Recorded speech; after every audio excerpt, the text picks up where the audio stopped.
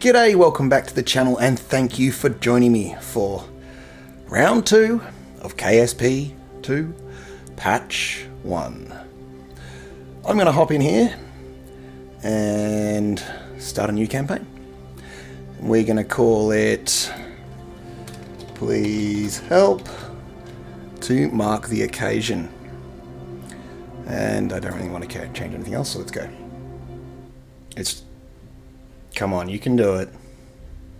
It's not doing the pumping sim one. Oh, good, it's made it. Oh, I didn't turn that off. How boring. Go away. Alright, so I'm going to hop into the VAB and I'm going to make my standard Mun rocket or Mun visitor. Oh god. 1 minute. G'day, editing Mike here to save you a little bit of time. Well, hopefully. I fast forwarded this section here. I do talk about the making of the rocket here and why I'm putting certain places or, stuff like that. But I guess I'll just sort of cut through that. If you do want to see some of that while I'm building my rockets and leave it in the videos, do comment down below and I'll do that in future. Anyway, you'll notice that they have fixed up the middle mouse button scrolling thing. And indeed, when you have a space plane, it will work in that orientation as well, which is really cool and nice to see. Although I haven't really had a chance to test that out yet myself. I have seen it on other videos. So as I continue down putting this together, I did also put a stack decoupler as well as a stack separator. I wanted to see if the a bug was gone where it wouldn't detach until you hit time warp. Now I got to put some boosters on this thing. So yeah, these things again that were causing all the problems when I first tried this update, I imagine. That was their fault. I'm gonna give them another go because I want to try out the asparagus staging. And I'm gonna pretend they're reusable by chucking a parachute on them. And yeah, vector all the way. I was trying to go for the most efficient, but just, it was marginal between the choice, and so there's the fuel lines, and there's some struts, of course, with the obligatory strutting, and now a couple of clamps, clampsies to keep her on the launch pad, and set the staging up. And yeah, you still got to do a lot of the basic staging setup, so you got to make sure you run through that, and don't forget the parachute or your towel. So I'll get those on and double check my staging and get out to the launch pad. Right.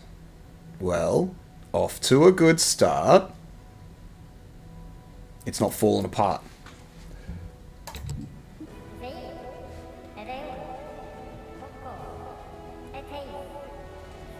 I'll probably go into post for this because I'll speed up some of the footage.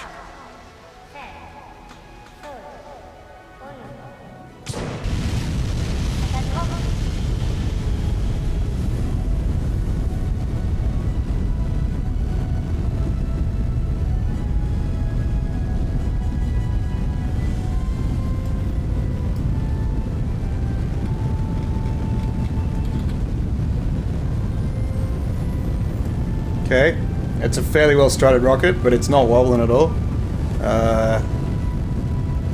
Oh, there's the clouds. Okay, looking good so far.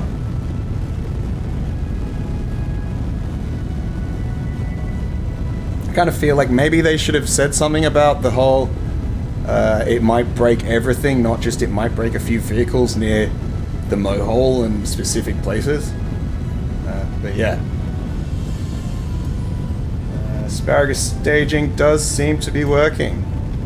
Let me bring it over a little bit more.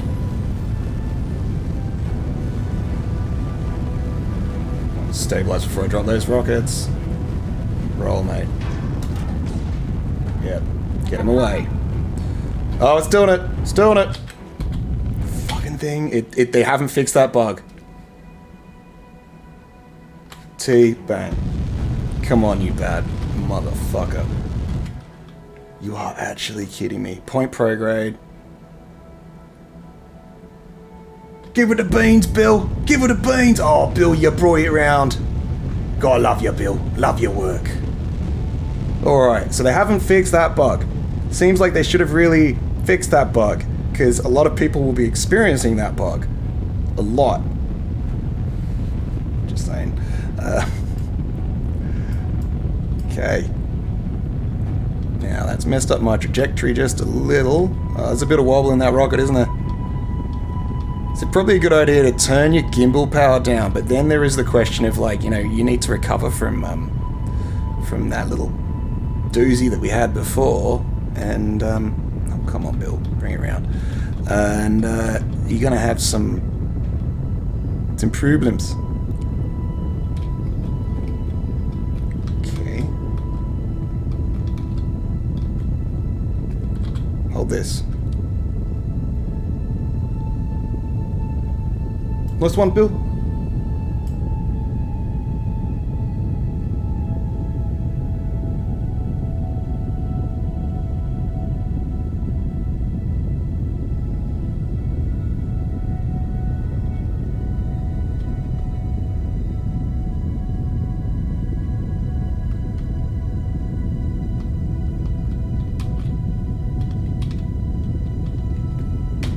Okay, well, let's coast up to our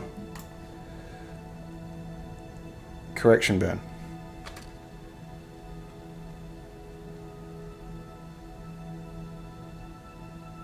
It's great.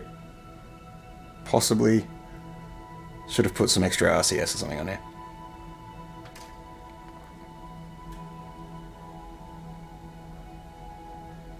Just a slight spin. No biggie.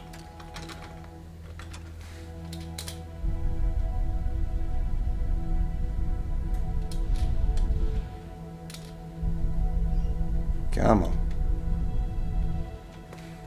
It's better.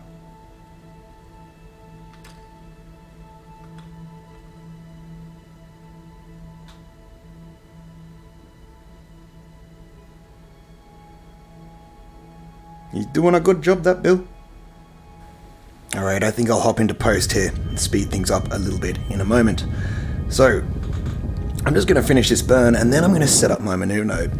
What I'd like you to pay attention to is the behavior of the maneuver node when I commence the burn coming up. Not this burn, the next burn. Now, you'll notice that it goes all over the place and is unfollowable, followable, but also that I wasn't able to warp to it properly with the little warp to maneuver command. That wouldn't let me do it because I was in the sphere of influence of a planet, or whatever thing it comes up to in a minute. It's quite annoying, that, to be honest. You know, it would be nice if these things worked a little better. So I'm coming up to that maneuver node now, and as you saw, I couldn't time warp in automatically, so I had to do it manually. Now we get there, and there's no time coming up there, as in my burn time. And I start the burn, and what's that maneuver node doing? It's like just all over the shop. It's not working at all. Okay, screw you. Back to manual control, or whatever, close enough to it. Thank you very much.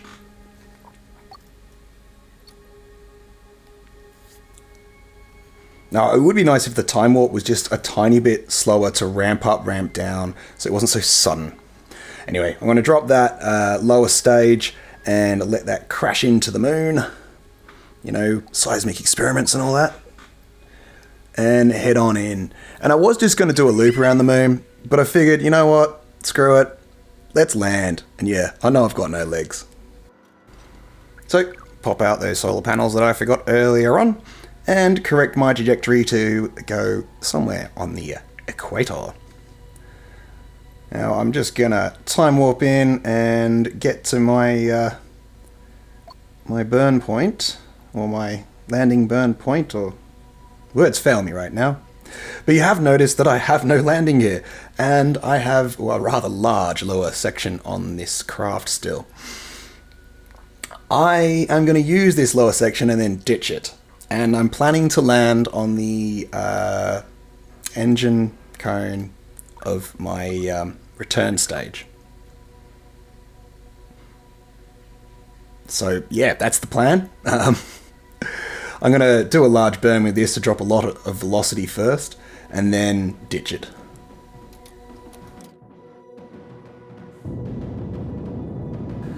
Whilst I'm doing that, I will say that it is playing reasonably well. I've not got a massive craft here. I'm not doing a huge test. I'm only going to the mun, but it does seem to be working reasonably well. It's still wobbly. It's still got a number of issues that were in the original game that, yeah, they're still here. However, it does seem that once you have a new save, the camera bug isn't occurring, at least so far. Yeah. That's a really annoying one. Now, I've ditched that stage, and I'm onto this little, quite efficient motor here, and I've got a heap of Delta V. So it's just going to be a case of falling for a bit, arresting my speed, or slowing myself down to the point where I can manage a landing by eye like this. I'm not, got 100% feel for the thrust to weight of this craft or anything like that, so I'm going to take it quite cautiously coming in on my first landing with it, especially with no legs. But yeah, nice low throttle, just sort of manage that speed under 100 meters a second. I've got plenty of Delta V, so there's no worries there, and bring it down. And whilst I'm doing that, yeah, I mean, like, they really should have mentioned in those patch notes to start a new save. It would have, stopped a lot of people getting caught off guard. I really feel as well for those out there, those content creators who have actually created a series already. They're going to lose all that progress and either have to redo it and recommence or from where they were, or just start again. So, oofed. I'm sorry, guys. F's in chat for them. And here we are, coming in for that landing. Gotta be gentle. And I've slowed this down to real time for you now. Got the speed right where I want it. Looks nice and flat, and she's not falling over. Yeah, cool. All right. I'm a little worried that if I get out with Bill, I'm gonna have a bit of a problem. There might be a tipsy rocket because no one's at the controls. It's not 100% pointing up properly. But I think I'm going to have to risk it so I can stick down that flag. Thanks, Paige. Hey, Bill's a happy little Kerbal. Plant flag. Look, Ma, no legs. Wham. Yeah. Alright, back in the craft. And back to Kerbin. Figure I might as well just get back into orbit first. Up a little bit, and then lean right over with that 90-degree trajectory. Pop panels out, and away she goes to find another bug in just a moment. So the camera's going to start wobbling in a moment. Yeah, oh, and that. There's that. That's great. Fantastic. Get rid of that. Yeah, you can see the camera's wobbling there. It's a bit jank, that. I'm just going to time warp the hell out of here and get up into orbit and then raise that helium periapsis. Yeah, that one. It does also bring me up the opportunity right there. You see that little yellow box that came up. It does appear that the stopping the warp because of proximity to a celestial body is happening at very random points, like way out there and way down there, like at the top part of the orbit and the bottom part of the orbit, and when you're not even really that close to the atmosphere and of Kerbin. And yeah, so that needs some fixing for sure. But yep, it looks like it's a good time to do that burn back. So I'm going to do that nice and gentle. I want to reserve fuel for that hot re-entry burn that I'm going to be pulling off in just a moment. So yeah, nice low throttle, don't want to overshoot either, and I did overshoot. Anyway, yay. Time warp down there and fix that orbit, and then plummet into Kerbin. I will fast forward to, well, then, I guess, because I'm basically there now. I didn't have to fast forward. That warp just zips you right there. It could be a little slower, that, maybe like one step slower. So drop in, burn the fuel, drop that tank, burn the other fuel, and then come on in. Of course, there's still no re-entry heat, so, you know, I can kind of do whatever re-entry profile I want. And indeed, if I had more powerful engines, I probably could have just done this in one burn, but I did end up doing it in two. So, yeah, there was that. And these are quite long burns, so I think what I'm going to do is fast forward just a little bit. And we're back, just flying over Kerbin, I believe, or somewhere down below us. Gonna overshoot by a little bit, but not by too much. A couple 100k probably. There was another couple of bugs that came up, and they're quite interesting. But we'll see what they are.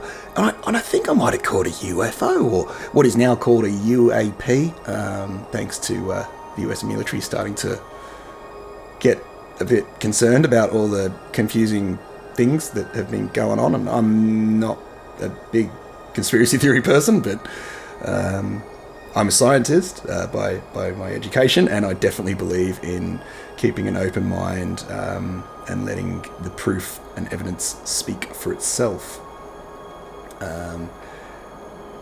Yeah, there's no point ignoring things anyway. But with that little aside over, here we are, coming in right to some thick atmosphere, drop that tank off, and bare the heat shield to the non-existent heat loading algorithms. Get myself in there a bit of time warp, scoot on in, so you can see what I saw in just a moment. Now you see that island behind me? Keep your eyes on the island. Just keep an eye on it, because something's going to come up soon. I really hope the recording caught it. I really do. If this was just on my... Oh, what was that? If this was just on my view, I'll be upset. Oh, wait. There it is. There's the UFOs. You see them flying around the island? Wait up. Yeah, little spots. Look at that. Look at that. Unexplained aerial phenomena. Over there, on that island. Definitely circling that island. There's two of them now. Flashing. All sorts of colours. No, it's definitely a bad graphical glitch right there. But that wasn't all the fun that Kerbal Space Program 2 had in store for us. It couldn't let things rest without at least having one more go. They're playing funny buggers. You'll see what I mean in a second. Just give this poor little Bill Kerbal a chance to get back down and be recovered. And he splashed too early, and the parachutes are still there, and yes, non-ideal. But anyway, I'm here. I made it. I did it all the way and back, and landed with no engine. I mean, no legs. So that's cool. Just got to recover the vessel, and on we go. And that is my review of the first patch, the second review of the first patch of Kerbal Space Program 2. You gotta start a new save, and devs, you gotta test your stuff better. You really do. Just catching people off guard like that is just gonna frustrate people, especially when they're trying to do series. Those poor guys. I feel for them. Anyway, thank you very much for watching. I hope you've enjoyed the content and found the video useful. Please do like and subscribe if you did, and don't forget to hit that notification button if you want to get notified of new content. Until then, don't let the Kraken get you. Rock on and be well. I'll catch you next time. Oh, if you want to see my first try at this patch, click this video.